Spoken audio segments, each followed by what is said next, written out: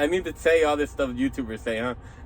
Like, subscribe if you want to see my latest video. Here we are in the back side. All right, we check for tire wear. We check for anything that's loose, any cables. We check the drums, the brake drums. Make sure that they are hitting the shoes are hitting the drums. They need to be what is it, 1/4 inch at least.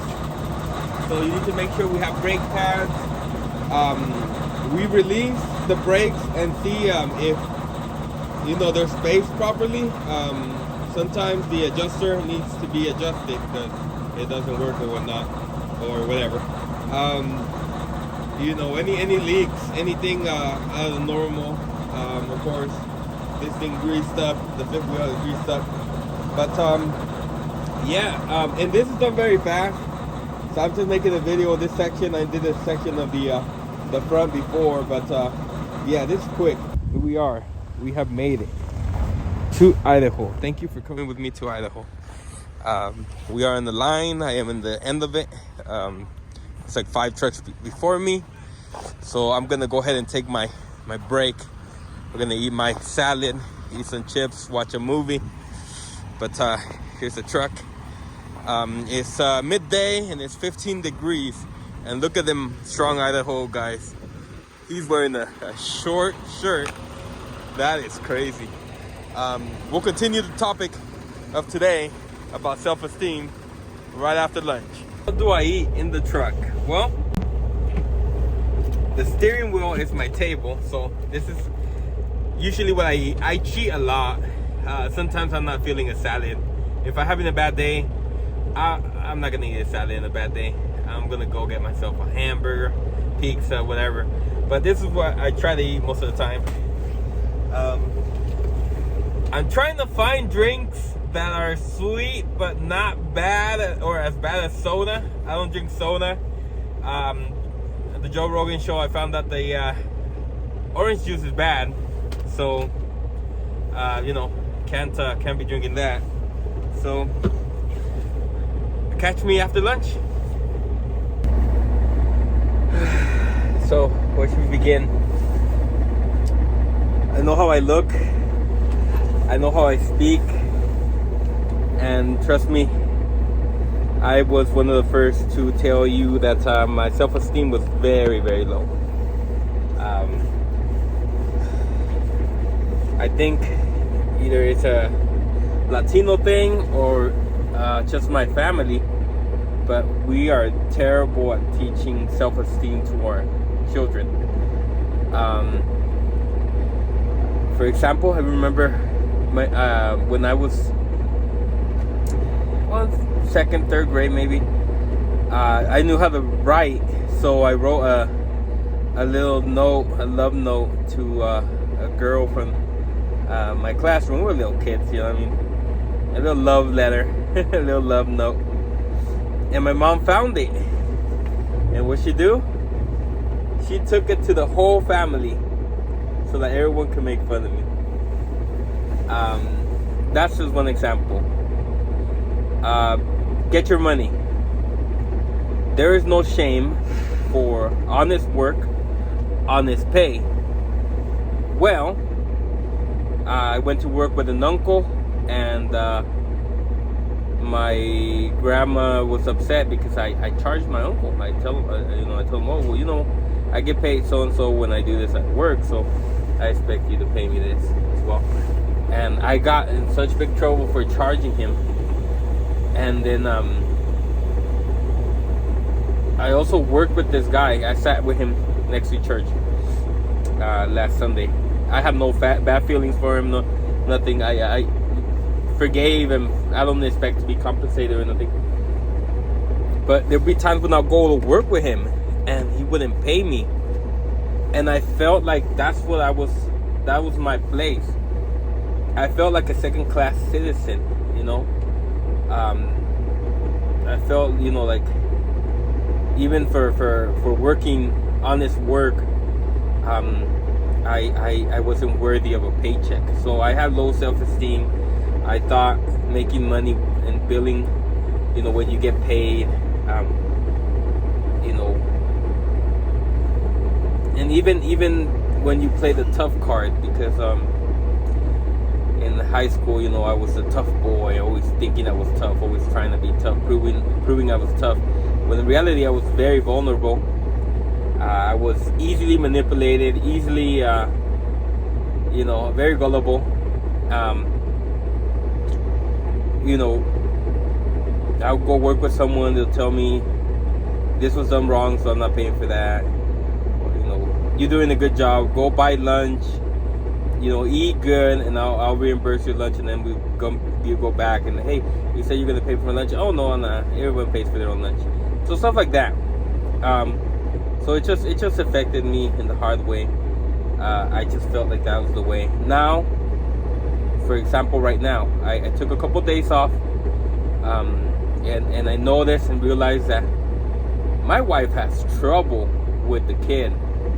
Like, that kid is troublesome, and I just saw it firsthand. My wife needs help, and to such a degree that I need to leave this job. I need to be home and helping her. Now I know why it's affecting her mental health. Now I understand why. And the thing is that I'm very grateful with the training I got here, JB and Sons, SoCal Express. They're very good companies, but I need to need to put my foot down for the well-being of my family. So that's what I'm gonna start to do.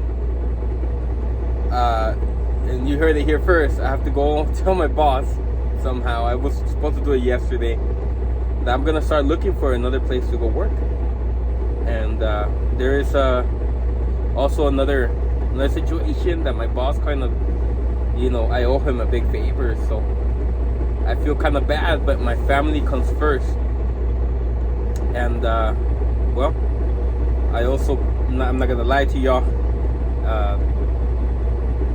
Money, I do know I can make more money, and I could be local and make more money than what I'm making here.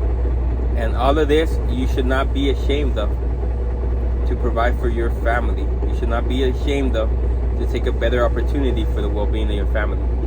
So learn from me and from my mistakes. Here in Idaho, I'm about to get the phone call to Doc so they can start loading me. We'll talk later. I'll let you know how this trip goes. Thank you.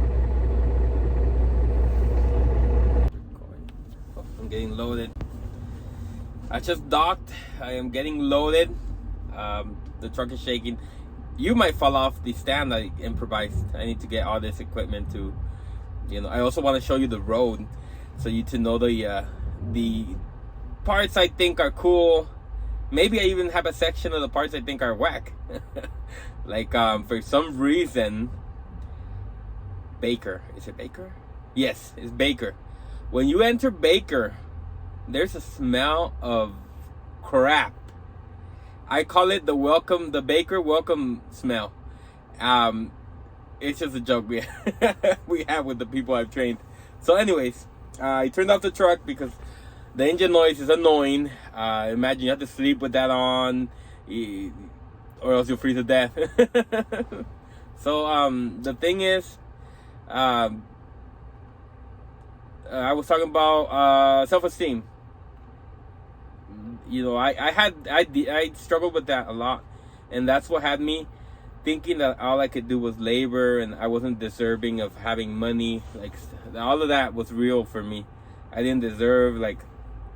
Also, we're like surrounded by negative, and I try to explain this to the wife. It's not like in a bad way.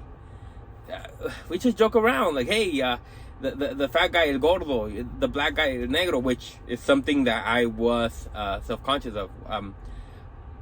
Dark skin. I felt like everything wrong that happened to me, or that I blamed it on racism. But in reality, now that I look back at it, it's just people are jerks. People are jerks. When you realize you got yourself a house on the hill in LA, and you realize that you're depending on people not to throw cigarettes buds out the window while they're driving, that is your house on the line, your family's on the line, your possessions on the line, you will move out of Cali for sure, because people are jerks. So it wasn't racism all the time. It was just people being jerks, and I took it as racist. Like, oh man, I'm the wrong color skin in this country. But no, I'm in Idaho right now. Everyone's greeting me. Everyone's saying hi. I'm saying hi to everyone. I'm in Idaho, a red country. It is what it is. So the way I speak, that's another thing. I didn't like it. I have a lisp. I have an accent, very heavy accent. And the thing is that I also am not a pro in speaking Spanish. So I'm stuck in the middle between two languages. But I was still invited to be an interpreter at church. And, a person like me, I understand.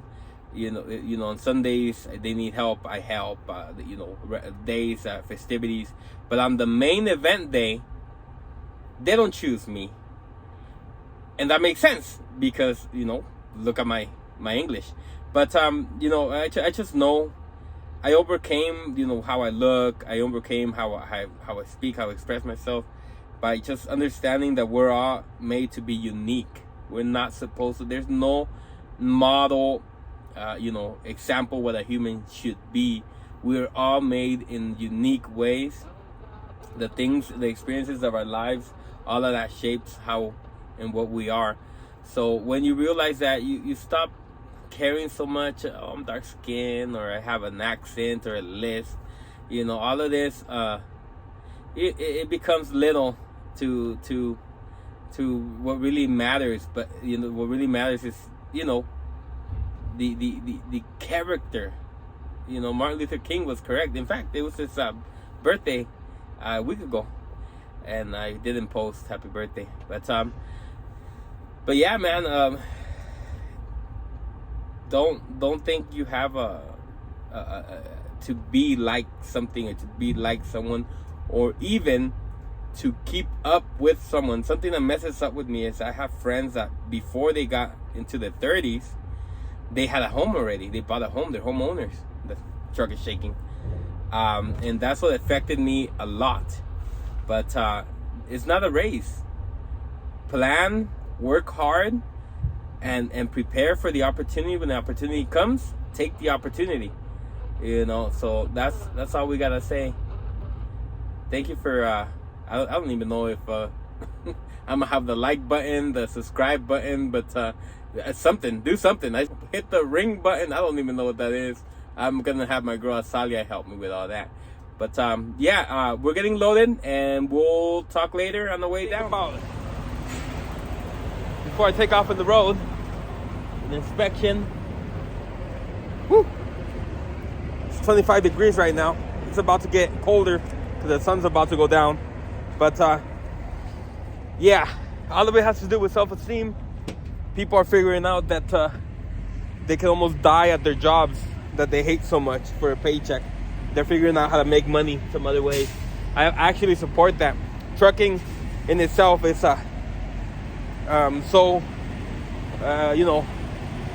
people have a turnout rate. They leave because they feel unappreciated. So,